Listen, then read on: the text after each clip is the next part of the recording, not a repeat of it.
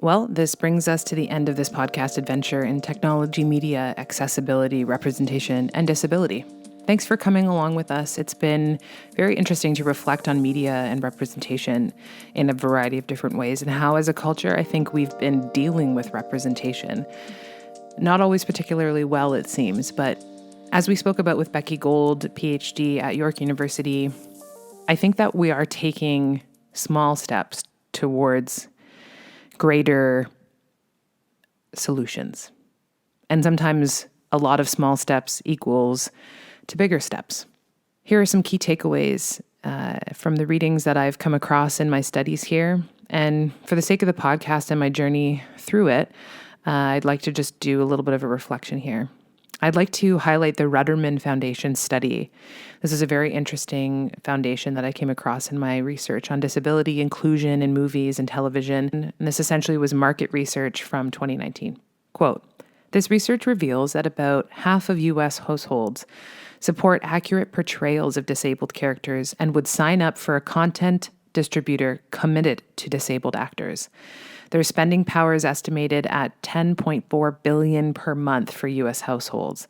This seems very obvious, yet it doesn't seem to have sunken in for those content creating people. Oddly enough, people like Drew Barrymore and Reese Witherspoon come to mind in this instance for me, and not because they themselves have disabilities, but because they were finding it difficult as naturally aging women in the film industry to land parts, and they wanted, or even simply finding parts that were being written for them. And they decided to make their own production companies. And of course, it should be mentioned that they're at a stage in their careers, obviously, with wealth and being well known and being very established, that they had the means to do this. But nonetheless, the significance I wish to highlight here is that, similar to representation and visibility of those with disabilities, aging as a utility for these women's experiences turned into creating content. And of course, this is at a more base level when it comes to aging actresses, but in the same vein, people are fighting to be seen and to be heard. So also through that perspective, there needs to be parts written, but also those who produce and fund, etc., who wish to be represented need to get involved. I think the role of the maker or the creator falls heavily as well to those who have stories to tell. And just like we spoke with Becky Gold in the last episode, she's working with a variety of individuals as an enabler of the creative arts, which is just such a beautiful, beautiful thought and a beautiful thing for her to be doing. But it's also amazing that these people she's working with that are neurodiverse can come together with her to create. And I do find that there's a bit of a frustration in this sentiment as well, which is that those who may not fit into the category like female, person of color, or person with disability have to be the ones to show the extremely normal space they occupy in the world. So frustrating really is, authenticity isn't something that is shown readily or at the forefront of these decision makers' minds, it doesn't feel. When they create or fund and produce different projects, it doesn't feel like those are concerns. And all in all, I think about Russell Winkler, my friend from episode 2, who said, he was saying he looks forward to the time when the fact that an actor in a wheelchair isn't the special thing about the person, but rather just a passing factor, not the main event, so to speak, because when we walk down the street, we see people with differing abilities, and diversity in so many different ways. And it's just a part of life. So in our media, we really need to work towards it being just a part of life, not the big sort of underlying factor. People who are in relationships are able-bodied as well as disabled.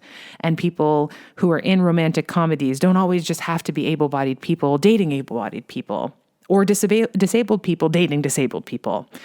There's such nuance to life, but our media does not represent that. Further, the Rudderman report finds, quote, "Diversity is a key characteristic of TV shows and movies. Diversity ranks 4th overall out of 12 TV and movie characteristics and is among the top 5 most important characteristics across a wide spectrum of viewers. That diversity includes persons with disabilities. And in the definition, it's strong evidence that TV and film viewers support programming and films that feature disabled characters and their stories. Accurate portrayals of disabled characters are key according to respondents. Half of respondents indicated that they were more likely to watch a TV show that features disabled actors cast as a character with that same disability versus a show where a non-disabled actor is cast in the same role. Content distributors stand to benefit by committing to disabled actors and characters. Half of viewers are more likely to sign up for content distributors committed to more accurate portrayals of characters with disabilities. Likewise, current subscribers indicate both satisfaction and loyalty would increase, end quote. You can find more great market research like this on the Rudderman Family Institute's website at www.ruddermanfoundation.org. I came across another article. It was an LA Times article published in September 2019, which featured RJ Mitte from Breaking Bad. And RJ is currently working as a Hollywood actor who happens to have cerebral palsy. He has played roles in which he has cerebral palsy, but he himself also has cerebral palsy. So that's just important to clarify. He is involved with advocacy work like that of the reports I've been quoting here on representation and disability with foundations like the Rudderman organization. And I wanted to quote him here. Quote, "Authenticity is the new frontier." He believes that exclusion for the disability community traces back to deep-seated stigmas. Even after landing a groundbreaking mainstream role as anti-hero Walter White's teenage son, Mitte still struggled against being defined by his disability. A lot of people view disability as an illness, as a weakness, or as something that we have to cure and overcome, end quote.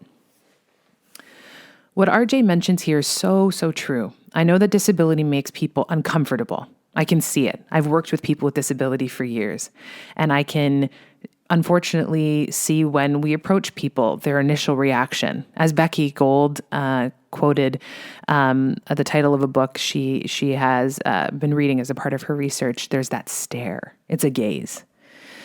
But as mentioned in the first episode, disability in persons with disability has been a recurring theme in my life. And looking back at the variety of friends and people I've come across, I don't remember ever feeling that uncomfortable around people with disabilities. However, this is absolutely something that most people experience. So I think that there is a normalcy to it, but maybe we can get past that hopefully in the future.